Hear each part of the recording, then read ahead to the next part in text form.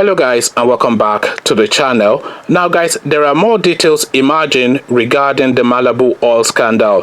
The Malibu oil scandal, of course, is the marquee scandal of the Goodluck Jonathan era, a regime that is vested and completely infested with corruption. The association with corruption is near Babangida level. So the Goodluck Jonathan regime is on record, at least it's been recorded and it's been viewed as one of the most corrupt regimes in the history of Nigeria.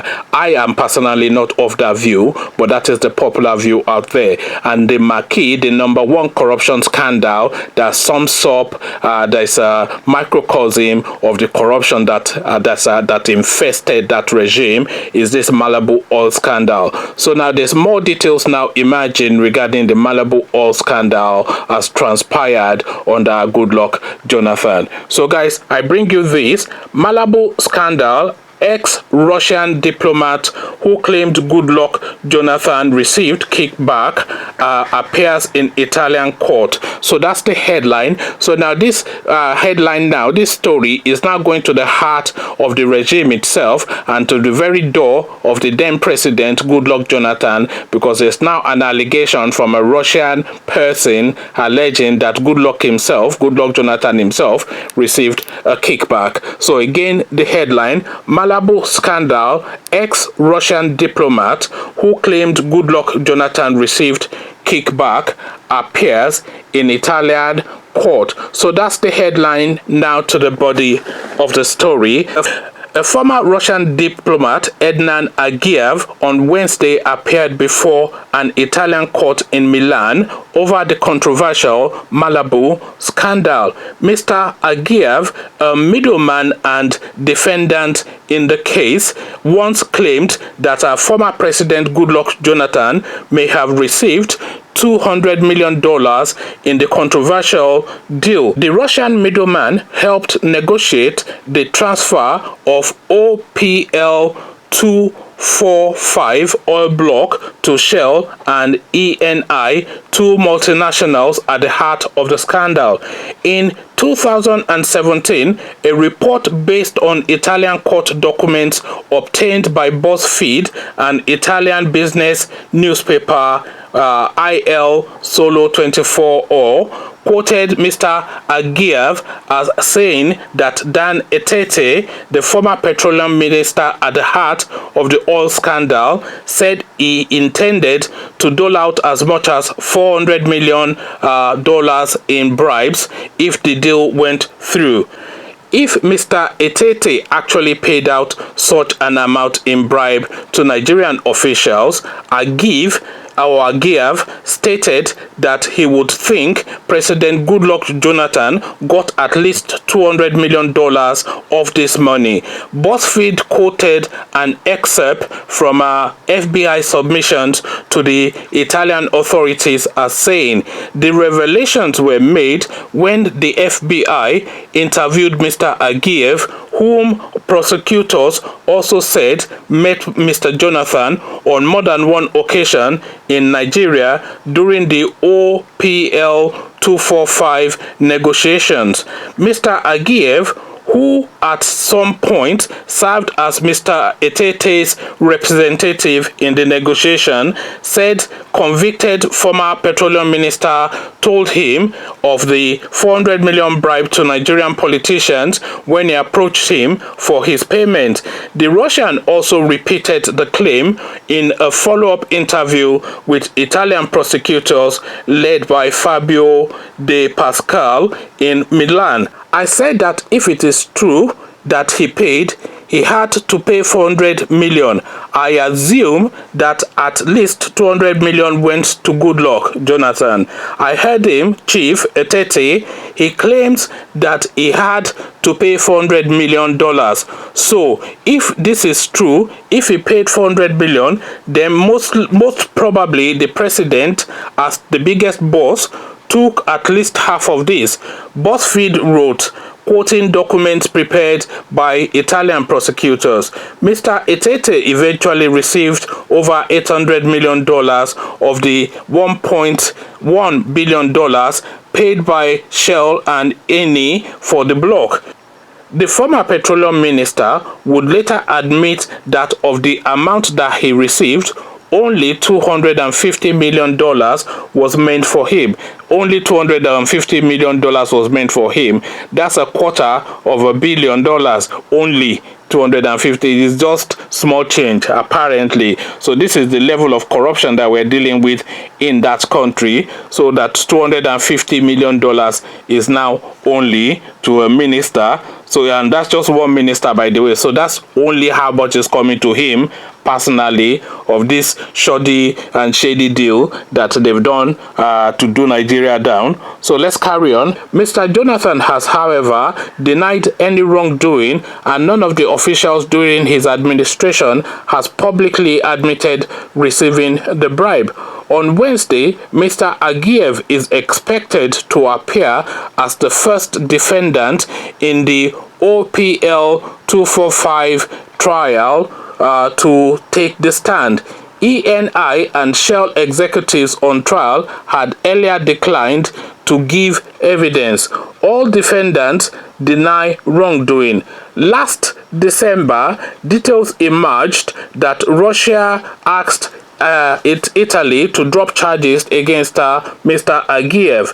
Reuters reported that legal documents showed that authorities in Russia planned to ensure charges against Agiev, a former ambassador, were dropped. So there you have it, ladies and gentlemen. The details of the corruption of the Goodluck Jonathan regime is continuing to come out in the public space, and the more you hear it, the more alarming it is. I mean, this Atete guy, or I hope I'm pronouncing his name right, this Dan Etete or Etete, or however you choose to pronounce it, seems to be at the heart of the corruption that is afflicting, or rather the corruption that afflicted that Goodluck Jonathan regime. So the marquee names at the heart of the corruption are that petroleum minister, what's her name? There's I can't, that woman anyway, the one that is now hiding in London.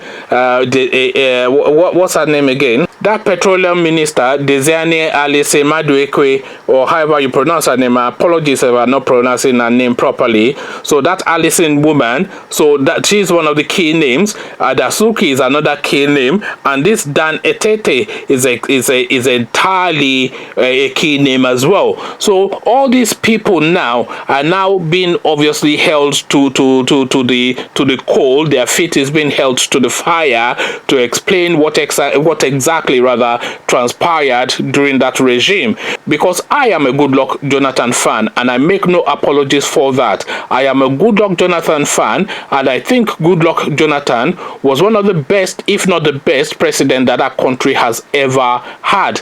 The single treasury account is a Goodluck Jonathan initiative where all of the parastatals will put all of their earnings into a single treasury account so that there's an easy trail of the movement of money. So that was a Goodluck Jonathan initiative, and that is the #1 anti-corruption initiative in Nigeria, because if you collect all of the money and you put it in one place, whoever is then taking what out, you can see it directly. So that was a Goodluck Jonathan initiative. The light rail from the airport in Abuja into the city in Abuja, that was a Goodluck Jonathan initiative. This train station that they are now enjoying from Kaduna to Abuja, which is now letting them escape the kidnappers in that Kaduna Abuja road. That train they're now taking and doing luxury and doing like they're from abroad or they're in abroad.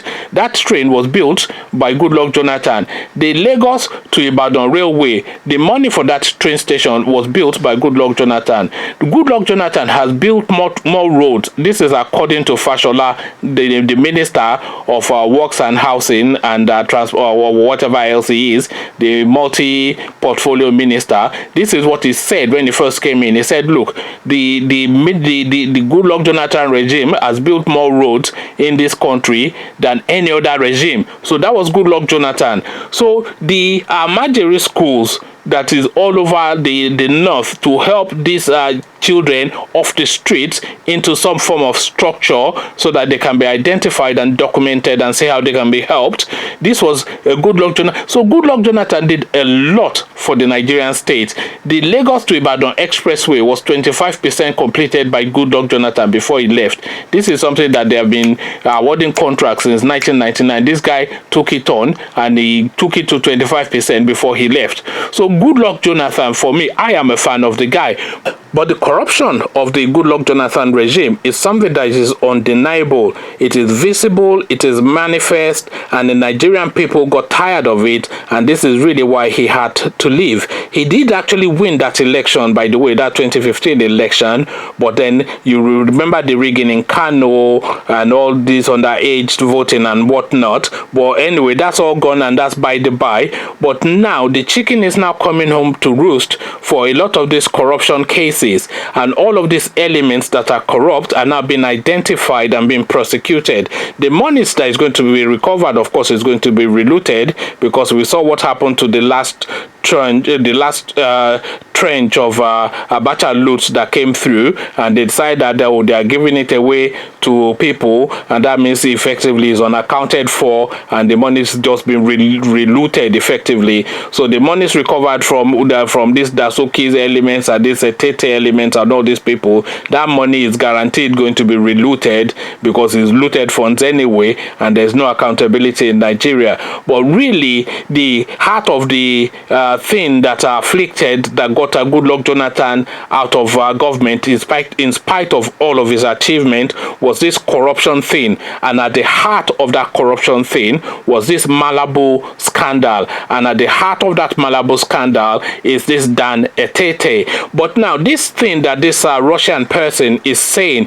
is just hearsay and them say, because he's now trying to link the name of Goodluck Jonathan to this thing without actually bringing forward any proof. He's saying if, then, maybe. So it's ifs and buts and maybes that is using suppositions if this had happened. So what he's effectively saying is that if this guy did take $400 million, which he has not established that he took, then 200 million of that surely would have gone to Goodluck Jonathan, which he has not established happened. So he has not even established that Dan Etete got the $400 million, never mind establishing that $200 million went to Goodluck Jonathan. So is if, buts and maybes that this guy is now using in the Italian court. So suppositions, assumptions, and made up stories, and a narrative that is not based on evidence. So it's a bit of a nonsense what this guy has to say.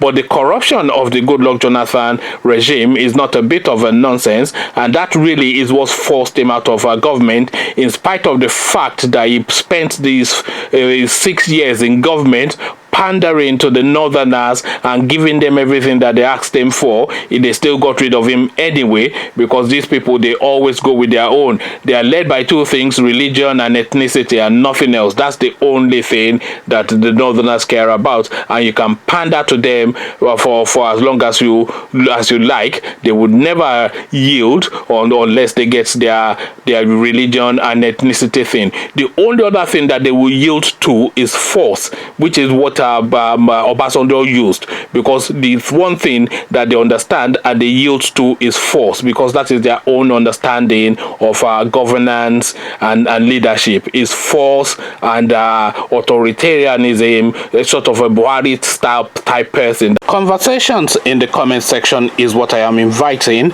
but before you come join me in the comment section to have that conversation, click on the red subscribe button so it turns gray, bell button, that way you are notified every time I drop a new video. Then come join me, let me know what you are making of all this oil scandal, and if you really think Jonathan took money, etc. So let's discuss all this in the comment section. So I'll leave you here, meet you in the comment section, but here I say peace.